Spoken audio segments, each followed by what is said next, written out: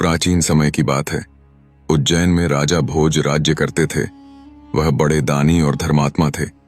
उनके बारे में प्रसिद्ध था कि वह ऐसा न्याय करते कि दूध और पानी अलग अलग हो जाए। नगरी में एक किसान का एक खेत था जिसमें उसने कई साग सब्जी लगा रखी थी। एक बार की बात है कि खेत में बड़ी अच्छी फसल हुई। पूरी जमीन पर तो खूब तरकारियां आईं, लेकिन खेत के बीचों बीच थोड़ी सी जमीन खाली रह गई। हालांकि किसान ने उस जमीन पर भी बीज डाले थे, लेकिन वहां कुछ नहीं उगा। किसान ने वहां खेत की रखवाली के लिए एक मचान बना लिया। जब भी किसान मचान पर चढ़ता अपने आप चिल्लाने लगता, कोई है, राजा भोज को पकड़ लाओ और सजा दो, मेरा राज्य उससे ले लो, जाओ। सारी नगरी में यह बात आग की तरह फैल गई और राजा भोज के कानों में पहुंची। राजा ने कहा, मुझे उस खेत पर ले चलो, मैं सारी बातें अपनी आंखों से देखना और कानों से सुनना चाहता हूं। राजा भोज जब उस जगह पहुंचे तो उन्होंने भी वही देखा कि किसान मचान पर खड़ा है और कह रहा है, राजा भोज को फौरन पकड़ लाओ और मेरा राज्य उससे ले लो। यह सुनकर राजा चिंतित हो गए, चुपचाप महल में लौटा आए। उन्हें रात भर नींद नहीं आई। सवेरा होते ही उन्होंने राज्य के ज्योतिषियों और जानकार पंडितों को इकट्ठा किया। उन्होंने अपनी गोपनीय विद्या से पता लगाया कि उस मचान के नीचे कुछ छिपा है। राजा ने उसी समय आज्ञा दी कि उस जगह को खुदवाया जाए। खोदते खोदते जब काफी मिट्टी निकल गई तो अचानक एक सिंहासन प्रकट हुआ। सिंहासन के चारों ओर 8-8 पुतलियां, यानी कुल 32 पुतलियां खड़ी थीं। सबके अचरज का ठिकाना न रहा। राजा को खबर मिली तो सिंहासन को बाहर निकालने को कहा, लेकिन कई मजदूरों के जोर लगाने पर भी वह सिंहासन टस से मस न हुआ। तब एक पंडित ने कहा कि यह सिंहासन देवताओं का बनाया हुआ है, अपनी जगह से तब तक नहीं हटेगा जब तक कि राजा स्वयं इसकी पूजा अर्चना न करें। राजा ने ऐसा ही किया। पूजा अर्चना करते ही सिंहासन ऐसे ऊपर उठाया मानो फूलों का हो। राजा बड़े खुश हुए। सिंहासन में कई तरह के रत्न जड़े थे जिनकी चमक अनूठी थी। सिंहासन के चारों ओर 32 पुतलियां बनी थीं। उनके हाथ में कमल का एक एक फूल था। राजा ने हुक्म दिया कि खजाने से रुपया लेकर सिंहासन दुरुस्त करवाएं। सिंहासन सुंदर होने में 5 महीने लगे। अब सिंहासन दमक उठा था। जो भी देखता ही रह जाता। पुतलियां ऐसी लगती मानो अब भी बोल उठेंगी। राजा ने पंडितों को बुलाया और कहा, आप लोग कोई अच्छा मुहूर्त निकालें, उस दिन मैं इस सिंहासन पर बैठूंगा। दिन तय किया गया। दूर दूर तक लोगों को निमंत्रण भेजे गए। तरह तरह के बाजे बजने लगे। महल में खुशियां मनाई जाने लगीं। पूजा के बाद जैसे ही राजा ने अपना दाहिना पैर बढ़ाकर सिंहासन पर रखना चाहा कि सारी पुतलियां खिलखिलाकर हंस पड़ीं। लोगों को बड़ा अचंभा हुआ कि यह बेजान पुतलियां कैसे हंस पड़ीं। राजा ने अपना पैर खींच लिया और पुतलियों से पूछा, ओ सुंदर पुतलियों, सच सच बताओ कि तुम क्यों हंसी? पहली पुतली का नाम था रत्न मंजरी। राजा की बात सुनकर वह बोली, राजन, आप बड़े तेजस्वी हैं, धनी हैं, बलवान हैं, लेकिन इन सब बातों का आपको घमंड भी है। जिस राजा का यह सिंहासन है वह दानी, वीर और धनी होते हुए भी विनम्र थे, परम दयालु थे। राजा बड़े नाराज हुए। पुतली ने समझाया, महाराज, यह सिंहासन परम प्रतापी और ज्ञानी राजा विक्रमादित्य का है। राजा बोले, मैं कैसे मानूं कि राजा विक्रमादित्य मुझसे ज्यादा गुणी और पराक्रमी थे? पुतली ने कहा, ठीक है, मैं तुम्हें राजा विक्रमादित्य की एक कहानी सुनाती हूं। सिंहासन 32 की पहली पुतली रत्न मंजरी ने सुनाई एक कहानी। अंबावती में एक राजा राज्य करता था। वह बड़ा दानी था। उसी राज्य में धर्मसेन नाम का एक और बड़ा राजा हुआ। उसकी 4 रानियां थीं। एक थी ब्राह्मण, दूसरी क्षत्रिय, तीसरी वैश्य और चौथी शूद्र। ब्राह्मणी से एक पुत्र हुआ जिसका नाम ब्राह्मणीत रखा गया। क्षत्राणी से 3 बेटे हुए। एक का नाम शंख, दूसरे का नाम विक्रमादित्य और तीसरे का भर्तृहरि रखा गया। वैश्य से एक लड़का हुआ जिसका नाम चंद्र रखा गया। शूद्राणी से धन्वंतारी हुए। जब वे लड़के बड़े हुए तो ब्राह्मणी का बेटा घर से निकल पड़ा और धारापुर आया। हे राजन, वहां के राजा तुम्हारे पिता थे।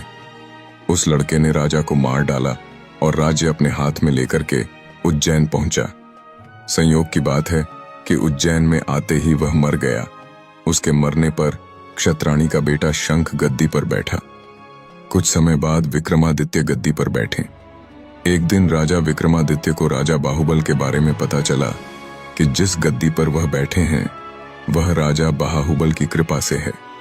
पंडितों ने सलाह दी कि हे राजन, आपको जग जानता है, लेकिन जब तक राजा बाहुबल आपका राज तिलक नहीं करेंगे तब तक आपका राज्य अचल नहीं होगा।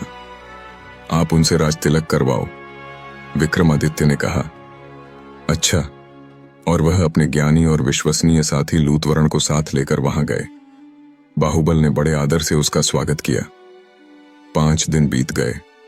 लूतवर्ण ने विक्रमादित्य को सलाह दी कि जब आप विदा लेंगे तब राजा बाहुबल आपसे कुछ मांगने को कहेंगे।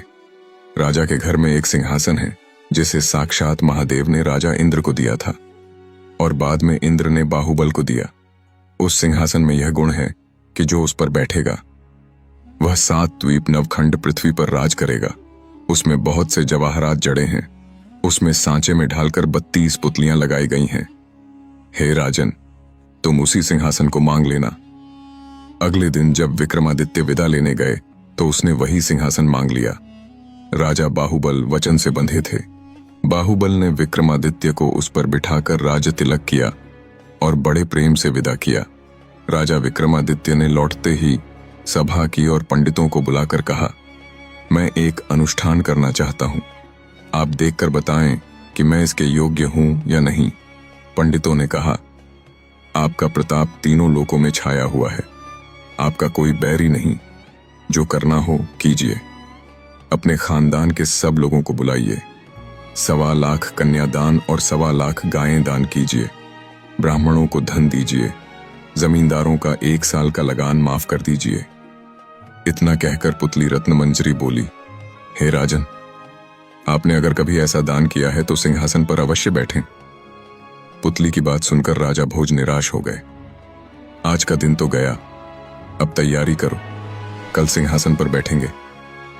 इस तरह सिंहासन बत्तीसी की पहली पुतली ने राजा भोज को नहीं बैठने दिया और अगले दिन दूसरी पुतली चित्रलेखा ने सुनाई राजा विक्रमादित्य की कहानी।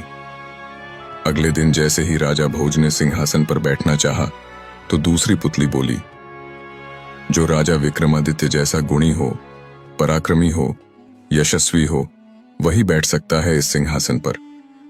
राजा ने पूछा, विक्रमादित्य में क्या गुण थे? पुतली चित्रलेखा ने कहा, सुनो। एक बार राजा विक्रमादित्य की इच्छा योग साधने की हुई।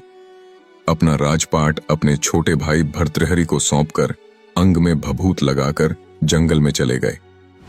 उसी जंगल में एक ब्राह्मण तपस्या कर रहा था। देवताओं ने प्रसन्न होकर उस ब्राह्मण को एक फल दिया और कहा, जो इसे खा लेगा वह अमर हो जाएगा। ब्राह्मण ने वह फल को अपनी पत्नी को दे दिया। पत्नी ने उससे कहा, इसे राजा को दे आओ और बदले में कुछ धन ले आओ। ब्राह्मण ने जाकर वह फल राजा को दे दिया। राजा अपनी रानी को बहुत प्यार करता था। उसने वह फल अपनी रानी का दे दिया।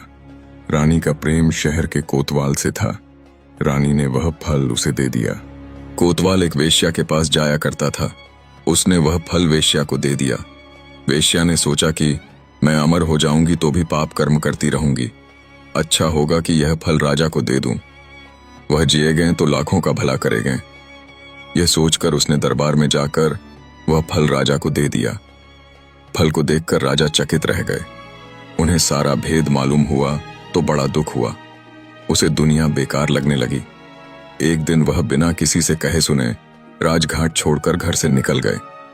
राजा इंद्र को यह मालूम हुआ तो उन्होंने राज्य की रखवाली के लिए एक दूत भेज दिया। इधर जब राजा विक्रमादित्य की योग साधना पूरी हुई तो वह लौटे। दूत ने उन्हें रोका। विक्रमादित्य ने उससे पूछा तो उसने सब हाल बता दिया। विक्रमादित्य ने अपना नाम बताया, फिर भी दूत ने उन्हें न जाने दिया। बोला, तुम विक्रमादित्य हो तो पहले मुझसे लड़ो। दोनों में लड़ाई हुई। विक्रमादित्य ने उसे पछाड़ दिया। दूत बोला, मुझे छोड़ दो, मैं किसी दिन आपके काम आऊंगा। इतना कहकर पुतली बोली, राजन, क्या आप में इतना पराक्रम है कि इंद्र के दूत को हराकर अपना गुलाम बना सको? तीसरे दिन जब वह सिंहासन पर बैठने को हुआ तो चंद्रकला नाम की तीसरी पुतली ने उसे रोककर कहा, हे राजन, यह क्या करते हो?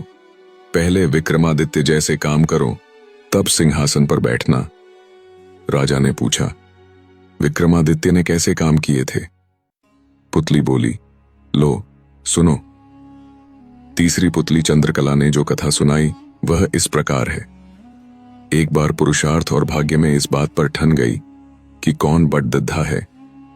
पुरुषार्थ कहता कि बगैर मेहनत के कुछ भी संभव नहीं है, जबकि भाग्य का मानना था कि जिसको जो भी मिलता है भाग्य से मिलता है, परिश्रम की कोई भूमिका नहीं होती है। उनके विवाद ने ऐसा उग्र रूप ग्रहण कर लिया कि दोनों को देवराज इंद्र के पास जाना पड़ा। झगड़ा बहुत ही पेचीदा था, इसलिए इंद्र भी चकरा गए। पुरुषार्थ को वे नहीं मानते जिन्हें भाग्य से ही सब कुछ प्राप्त हो चुका था। दूसरी तरफ अगर भाग्य को बढ़ा बताते तो पुरुषार्थ उनका उदाहरण प्रस्तुत करता जिन्होंने मेहनत से सब कुछ अर्जित किया था। इंद्र असमंजस में पड़ गए और किसी निष्कर्ष पर नहीं पहुंचे। काफी सोचने के बाद उन्हें विक्रमादित्य की याद आई। उन्हें लगा सारे विश्व में इस झगड्डे का समाधान सिर्फ वही कर सकते हैं। उन्होंने पुरुषार्थ और भाग्य को विक्रमादित्य के पास जाने के लिए कहा। पुरुषार्थ और भाग्य मानव वेश में विक्रमादित्य के पास चल पड़े। विक्रमादित्य को भी झगड़े का तुरंत कोई समाधान नहीं सूझा। उन्होंने दोनों से 6 महीने बाद आने को कहा। जब वे चले गए तो विक्रमादित्य ने काफी सोचा। समाधान के लिए वे सामान्य जनता के बीच वेश बदलकर घूमने लगे। काफी घूमने के बाद भी जब कोई संतोषजनक हल नहीं खोज पाए तो दूसरे राज्यों में भी घूमने का निर्णय किया। काफी भटकने के बाद भी जब कोई समाधान नहीं निकला तो उन्होंने एक व्यापारी के यहाँ नौकरी कर ली। व्यापारी ने उन्हें नौकरी उनके यह कहने पर दी कि जो काम दूसरे नहीं कर सकते हैं वे कर देंगे। कुछ दिनों बाद वह व्यापारी जहाज पर अपना माल लादकर दूसरे देशों में व्यापार करने के लिए चल पड़े। अन्य नौकरों के अलावा उसके साथ विक्रमादित्य भी थे। जहाज कुछ ही दूर गया होगा कि भयानक तूफान आ गया। जहाज पर सवार लोगों में भय और हताशा की लहर दौड़ गई। किसी तरह जहाज एक टापू के पास आया और वहां लंगर डाल दिया गया। जब तूफान समाप्त हुआ तो लंगर उठाया जाने लगा, मगर लंगर किसी के उठाए न उठा। अब व्यापारी को याद आया कि विक्रमादित्य ने यह कहकर नौकरी ली थी कि जो कोई न कर सकेगा वे कर देंगे। उसने विक्रम से लंगर उठाने को कहा। लंगर उनसे आसानी से उठ गया। लंगर उठते ही जहाज तेज गति से बढ़ गया, लेकिन टापू पर विक्रमादित्य छूट गए। उनकी समझ में नहीं आया क्या किया जाए। द्वीप पर घूमने फिरने चल पड़े। नगर के द्वार पर एक पट्टिका टंगी थी जिस पर लिखा था कि वहां की राजकुमारी का विवाह पराक्रमी विक्रमादित्य से ही होगा। वे चलते चलते महल तक पहुंचे। राजकुमारी उनका परिचय पाकर खुश हुई और दोनों का विवाह हो गया। कुछ समय बाद वे कुछ सेवकों को साथ ले अपने राज्य की ओर चल पड़े। रास्ते में विश्राम के लिए जहां डेरा डाला वहीं एक सन्यासी से उनकी भेंट हुई। सन्यासी ने उन्हें एक माला और एक छड़ी दी। उस माला की 2 विशेषताएं थीं। उसे पहनने वाला अदृश्य होकर सब कुछ देख सकता था तथा गले में माला रहने पर उसका हर कार्य सिद्ध हो जाता। छड़ी का मालिक सोने के पूर्व कोई भी आभूषण मांग सकता था। सन्यासी को धन्यवाद देकर विक्रमादित्य अपने राज्य लौटे। एक उद्यान में ठहरकर संग आए सेवकों को वापस भेज दिया तथा अपनी पत्नी को संदेश भिजवाया कि शीघ्र ही वे उसे अपने राज्य बुलवा लेंगे। उद्यान में ही उनकी भेंट एक ब्राह्मण और एक भाट से हुई। वे दोनों काफी समय से उस उद्यान की देखभाल कर रहे थे। उन्हें आशा थी कि उनके राजा कभी उनकी सुध लेंगे तथा उनकी विपन्नता को दूर करेंगे। विक्रमादित्य पसीज गए। उन्होंने सन्यासी वाली माला भाट को और ब्राह्मण को छड़ी दे दी। ऐसी अमूल्य चीजें पाकर दोनों धन्य हुए और विक्रम का गुणगान करते हुए चले गए। विक्रम राज दरबार में पहुंचकर अपने कार्य में संलग्न हो गए। 6 मास की अवधि पूरी हुई तो पुरुषार्थ तथा भाग्य अपने फैसले के लिए उनके पास आए। विक्रमादित्य ने फैसला दिया कि भाग्य और पुरुषार्थ एक दूसरे के पूरक हैं। उन्हें छड़ी और माला का उदाहरण याद आया। छड़ी और माला उन्हें भाग्य से सन्यासी से प्राप्त हुई थीं। उन्हें ब्राह्मण और भाट ने पुरुषार्थ से प्राप्त किया। पुरुषार्थ और भाग्य पूरी तरह संतुष्ट होकर वहां से चले गए। कहानी सुनाकर पुतली बोली, बोलो राजा, क्या आप में है ऐसा न्यायप्रिय फैसला देने की दक्षता और अमूल्य वस्तुएं दान में देने का हृदय और सामर्थ्य? राजा फिर सोच में पड़ गए और तीसरे दिन भी सिंहासन पर नहीं बैठ सके। नमस्कार दर्शकों, अगर आपको कहानी में मजा आ रहा है तो हमें बताइए, लाइक कीजिए, कमेंट कीजिए और सबसे जरूरी चैनल को सब्सक्राइब करना मत भूलिए। आगे की कहानी सुनने के लिए बने रहिए। अगला भाग जल्द आ रहा है।